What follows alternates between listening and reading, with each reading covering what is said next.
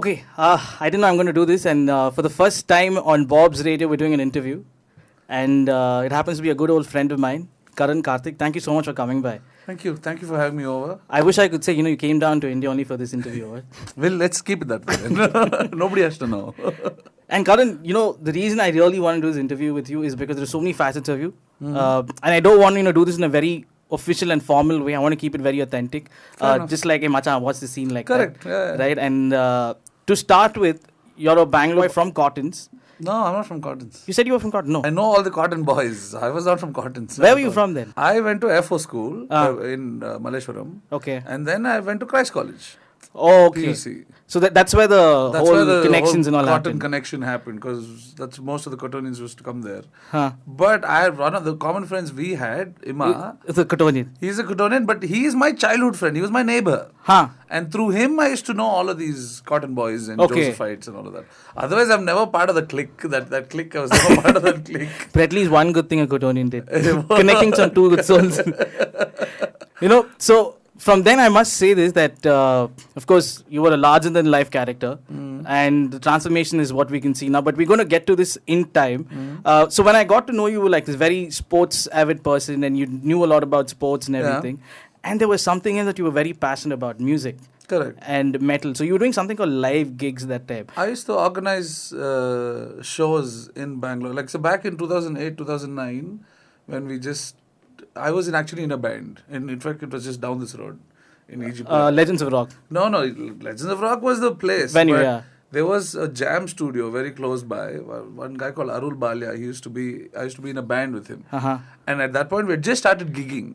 And then there was a law that came back then in 2008 that bands are not allowed to play. Okay. That bands were not allowed to perform especially in bars. Okay. Because it came under the same Live Band Act. Okay. Where this Chamia bars and all were there. So they put the same thing. That's why that band is also called Live Band. It's a spin-off from the same problem. So then we had started one protest kind of thing. With me and some other musicians and some other... that time I was just one bass guitarist. That's it.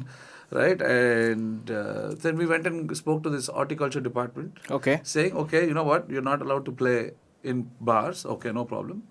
Give us some place where we can jam. Some place where we can play music. So they gave us this thing called Indira Gandhi Musical Fountain. Okay. This was back in 2008, 2009, once a month. And we started on Rajotsava. Okay. We started on Rajasthan 1st November 2008. We started it. And what would happen is we would just invite all our music friends and bands and all of that. We called some sound people saying, hey, we don't have money. Can you come and put some speakers? And and that just became a scene. So we kind of jump-started this whole scene where one Sunday every month, 135 bands would land up at 10 in the morning. So 10 to 5, they would play one after the other. So it kind of became a thing. We started to have a platform, but we became the platform. Okay. And most of the bands that later on followed come from that stage, like bands like Parvaz, so many of them, like Live Band also to a point. Most of them kind of started off there because that time there were no pubs. There were no venues. Then when that happened, Ashish Kotare from Legends of Rock, he was like, okay, since you guys are doing this, I will support the scene. Whichever band you think is good in that, bring them to my venue. We'll do the show before 9 o'clock. We'll wrap it up. Okay. So that before the police come and all, we can wrap up the show. Escape scenes. Like this, we did 5 years at Legends of Rock. Every Sunday, we would have one band. And you can think of a band in Bangalore, they have played at Legends of Rock on a Sunday evening. So that's how I kind of got into it. So initially, I was thinking of just doing events or concerts for bands and all of that. Then there wasn't that much money in it, as you know. There never is. So then I got into proper events and stuff. So I kind of I was actually an engineer. I didn't know what I was doing after my engineering. I kind of stumbled upon this career path. But this is not just you in that particular phase. This is a, like, I would say, a confusion a lot of people face in Bangalore. When you do engineering, you come back, I think I'll do events because I think that's easier for me. Yeah, because we don't know how to be engineer, but we know how to organize shit. So we do events. So I started managing some artists back then, 2011-12. And I think that's around when we met. Yeah. Around 2011, 12 is when we met. So I used to manage artists and stuff. By then, I had started working with some Bollywood artists. I was working with A.R. Rahman and his school in Chennai and stuff. And through that, I started getting into this college festival scene. Then that's when I started doing that the most. So for the majority of my time in Bangalore, I used to organize college festivals. In fact, I still organize one. Okay. That's why I come to But India remote, every year. you're saying you come here only for I that? come every year. One time I come to just meet them and organize the shit and go back.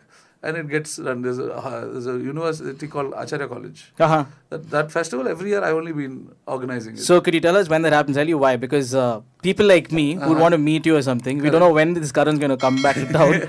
Around March, April. This is the time. Oh, this is the time. This is the time in college fest season. So now we know why you're here for this time. actually. Yeah. So I came to meet them because the festival is not happening now because of election and all. It's going to happen after May.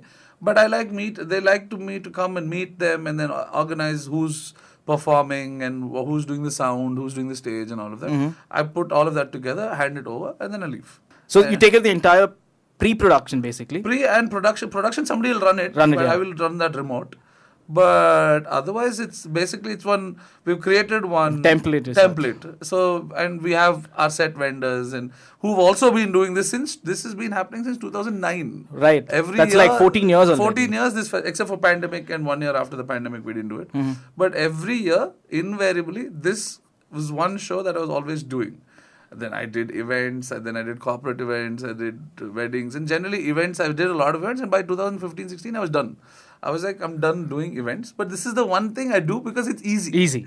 Because it's all set. I have to just make a few phone calls, send Excel sheet, one costing, it's ready. So With so much of remote work happening for post the pandemic, I mean, I never expected you would run an event like this. yeah, remote but from Netherlands. Even though. before the pandemic, I used to do that. That's the thing. No, 2017, I left to the Netherlands. Like you're always an early bird for a lot of, I think, revolutions. Somehow I somehow stumble upon things and then it happens so that even like bands like Parvaz and all, I remember when I started working with them, they were a pretty young band.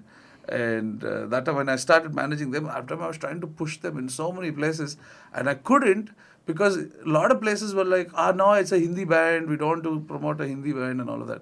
Today, they're the biggest band in India, man. Yeah. And all the same people who said, it won't work and all, are the ones who like talk about them so much and stuff. So it's always nice. So what do you feel like right now? You know, they're one of the biggest bands in the country. Yeah. But then you know that you've been with them from their infancy, and to see them grow to this stature, It and then you've feels been really pushing good. them left, right, and center back in the day. Back in the day, yes. I think I was also not really an established artist manager. Like I said, I stumbled upon the whole industry itself. And I was as new as an artist manager as they were a band, right? So maybe I was not very proficient in how to promote a band. But as much as possible, I pushed them. At that point, I remember I used to run this festival called the Big Mushroom Cloud Festival along with some other guys. So I got them there. Then I knew some people in Oktoberfest, so I got them there. So there was. So it was all about networking. And then there was this. I remember there was this festival. This overnight festival used to happen. Storm? No. Before that. Fireflies. Strawberry Fields. No, not Fireflies. Fireflies Festival, right? And I remember there was one of our Akku, I don't know if you know him, Akshat, one guy was there. And he somehow got us one last slot. Okay. Last slot for 20 minutes in the morning. So it's Fireflies was a festival This used to happen in somewhere, Mysore Road somewhere. Oh, I thought this was the one in Whitefield, Counterculture. No. That is all much later. I'm saying this is much before that. Fireflies used to be a yearly festival which used to happen in this farm. Okay. In Mysore Road somewhere, very far, where band would start playing at 8 in the night, and there would be bands playing till 8 in the morning. Wow. And people would, this was a Bangalore back then. Yeah. And it was brilliant. It was a great amphitheater, like close to 500, 600 people would be there. It was an all-nighter, and it was a nighter of great bands playing, great musicians. We were talking about Amit Heri and those kind of guitarists, and Bruce Lee Money, and really some big names would come and play. And in that one of the lineups, we somehow squeezed to get Parvaz in. And they got the last slot, which is 7:30 in the morning. Okay. By 7:30 morning, half the people are dead. Okay, like it's an all night, of course. It's an all night, so half the people are dead, or they're drunk, or they're walking back to the car. And that amphitheater had come down to it had become like half or less than half, and people are walking. This is scattered across. And then when Parva started playing, they all came back. And they were like, who's this new sound? What is this band? And they all came back. And I think that was one of the very highlight of to see what they could do. And after that, there was no stopping them. They just went on. And after 2012, they needed a serious manager. Like it was really a full-time dedicated to them and stuff. And then they went on, and I think agencies hired them and stuff. And today we know rest is history. But it's great to see that, and that's the point. For me, it was always like I'm always a kind of guy who likes to find new stuff, but not try to capitalize it, right? Because I'm already like, oh, well, there are hundreds of things running ahead. Yeah, so I'm like, I'll see what else we can find, and that's how I live my life. Also, I'm just like always stumbling upon things. Amongst hundreds of things, there's a lot to discuss. I know. And you're looking at the watch also. We have time, don't worry. So, you did mention Parvaz, but any other bands that you think today really made it big from the time, since you were very well connected back then?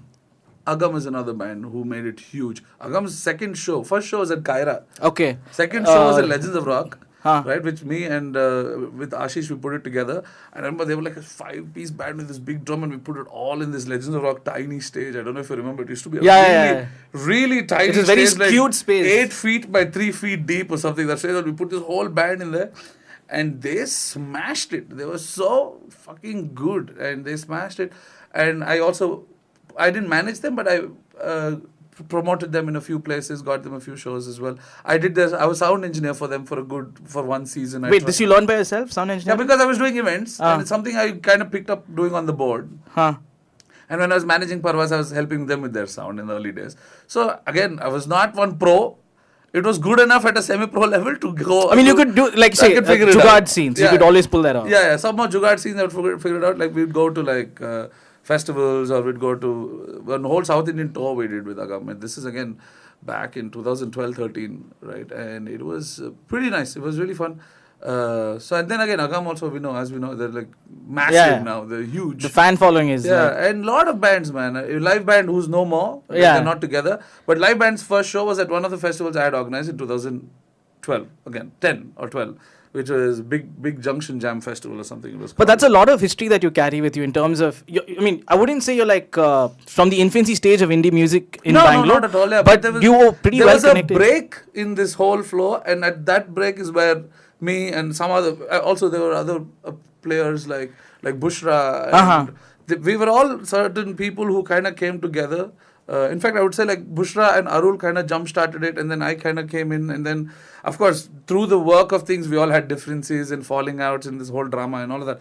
But I think these were the small people who kind of jump-started the scene back then. And now, recently, we were talking about how it's again difficult for the scene and stuff. And I'm like, we're back in the same place because this happened in 2008. It's like a cycle, It's a cycle. The same thing happens. And I think that is where I also realized that back then, the music or the art that was coming out is very different to what it is now.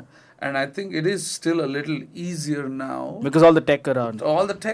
You can get, dude, now, even if there are no gigs happening, you can get your music out there. Yeah. Right? You can get your stuff out there. Back then, nothing. Like, what you'll do? Facebook, and even the game I'm talking about. Yeah, and the game of promotions also wasn't like how it is today. Right now, you make a nice reel, you send it, you're sorted. At least people know who you are. Right? And especially for singer-songwriters or solo artists and stuff, with Ableton and with reels and stuff, you can just start putting out your entire mind frame out there as music. And which is why I also think now, with ChatGPT coming and all of that, it might be actually good to see. I mean, it's pros and cons. The scene is no longer gigs, right? And that's what... That's the sad part of it, right? And I don't think so. I think it's evolution, right? You got to keep growing with that change that will happen. You have to keep adapting to what is catering to the audience at the end of it, right? But there's nothing like a live gig. Correct. No doubt. Of course. No doubt about it. Because I'll tell you, there was this Indie Gaga festival that I went to recently in Bangalore. And Arivu, the guy who did Enjoy Enjami with D. So he came and performed with this collective called Arivu and the Ambasa. I think some of them are part of that some class collective from Chennai. The song, what we hear is different, but live, I think it was next level. No doubt about it. Live is one of the most amazing experiences, especially for a live act, for a band and for musicians and stuff. And if you can create an experience and stuff, live acts are really good. But on the other hand, you'll also see right now there are so many more festivals that happen, man. Like before and all, like for indie bands, like I remember when I used to work for this company called Counterculture, we did this gig called Indie March, which was one of the first of its kind, where we gave not so famous big names, big platforms, big stages. And I remember like the makers, the guys who made the festival, they took a big hit in terms of the finances. Finances, yeah. Right. But still they did it. But that's what it takes. It takes that somebody to break that wall down, and then now it's kind of normal. You have so many festivals. Surf festival is happening in Chennai. Something is happening somewhere. I keep seeing. I'm like, so many festivals. You're saying that sitting there, from November onwards, it was suddenly like the whole world opened out, and like every weekend there are at least 2 to 3 gigs happening. Correct, exactly. So that's the thing. And now you have fandom over here, which has regular gigs. And I think the level has gone up. That's what it is. Back then, when we used to do gigs, yes, gigs were happening. Like I myself, I remember for a long time, I used to run 4 gigs in a week. Sunday was at Legends of Rock. Wednesday was at Stones in Indranagar. Thursday was at Tavern. And then Tavern, which was Museum Inn. Under in the basement. And then fourth was this place called... do you know this Enterkerlum? Which is now. In Dickinson Before Road. that, it was called Zara. Okay. So there. And some then this Urban Solace that it's a cafe next to this one. Then we used to do acoustic gigs there. 5 gigs in a week we used to run back there. And this is all self-funded. Self-funded. We used to do it, and then whatever tickets and maybe sometimes we used to do it at bars, so then Kingfisher would sponsor some stuff. And so like that, we used to run this for a long time, just running gigs, where anybody would just like, we would like, okay, good enough, let's do it. But now, I think the level has just gone up. Before, we would just arrange Joel or someone come up with sound and we'll figure it out. But now with venues, like after Humming Tree and that whole phase, I think it's really good, man. They have some good venues, and I think it's just raised the bar to bring your quality to a good level. And also music programming also is huge today compared to just, getting an artist and making them play. Absolutely. And I think that's the thing, right? And before, you could also just like fuck around a little bit and then just go become a band and stuff, right? But now you got to be serious, because there are a lot of great musicians out there. Like last Saturday, there was this homemade sessions that Sylvester organizes. I did stand up there. But there were 3 other acts. One was Shubham Rao and Siddharth and another Siddharth. 2 Siddharths in the band, right? They were really good. Then there was this Bangalore Broadway company, which was, I've heard of them. Which is a big choir, and which is also a cappella choir, and they do these fantastic harmonies with barely any instruments, and then just 5 or 6 people just singing different. So that's the thing. The quality has gotten so good now in India, especially with the more. So therefore, the scene, I think the scene is more like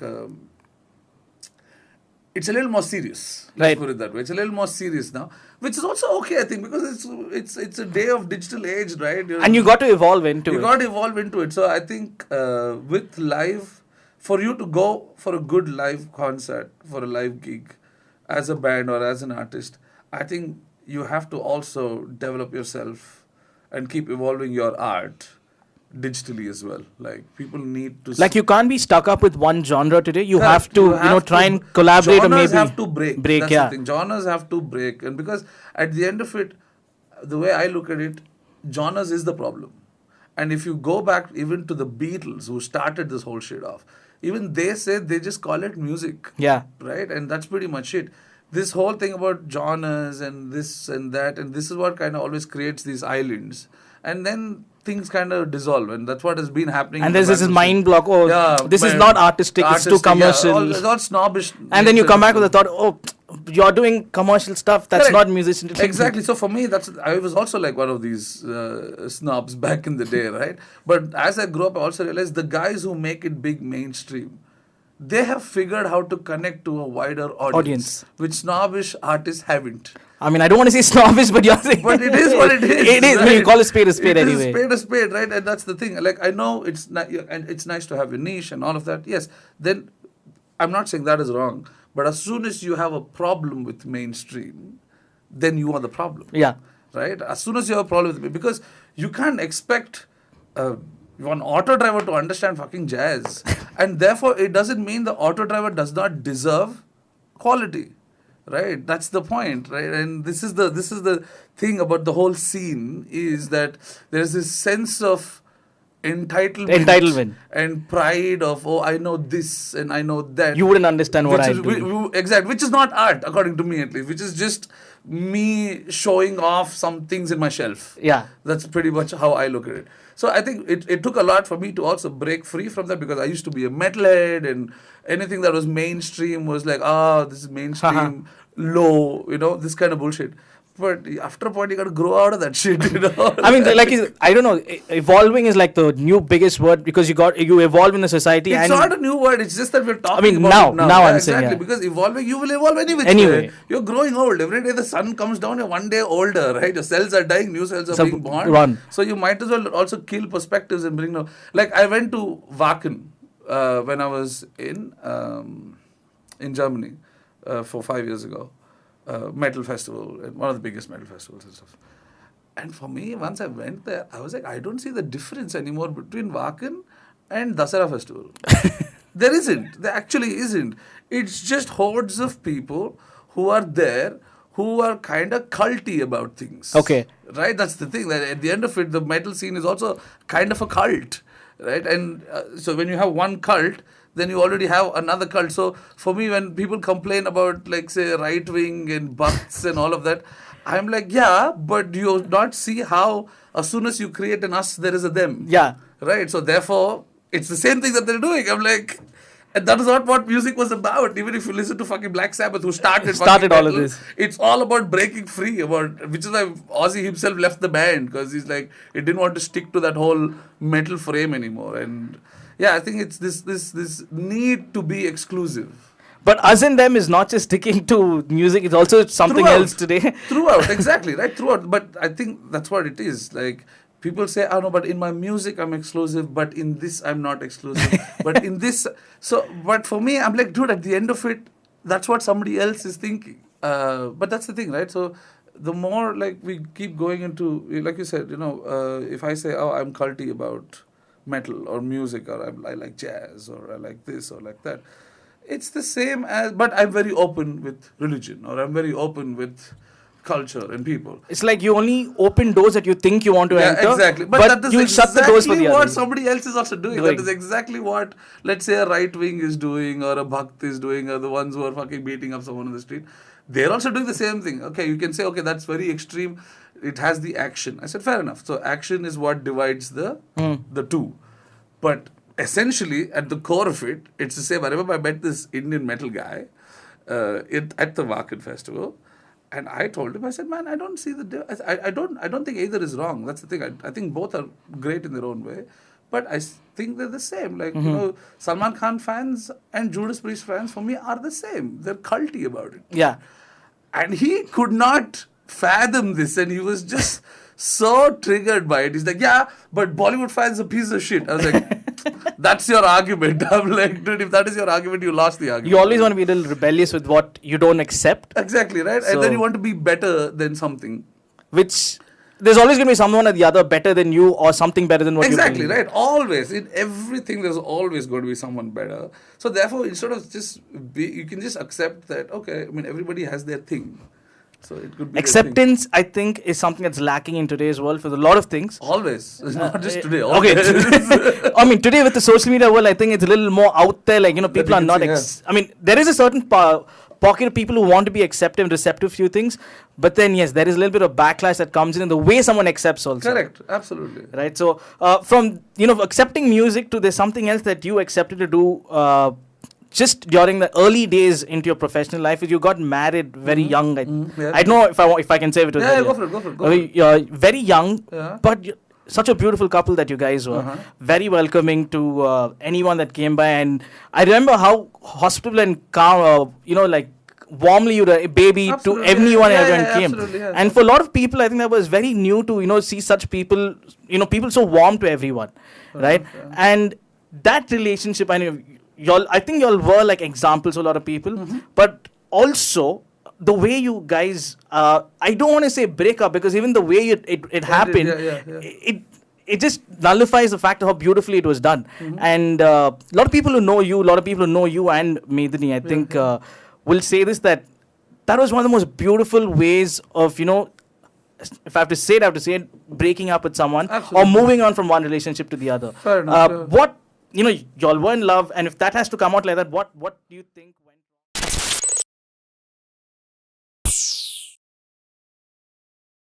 Loves Radio.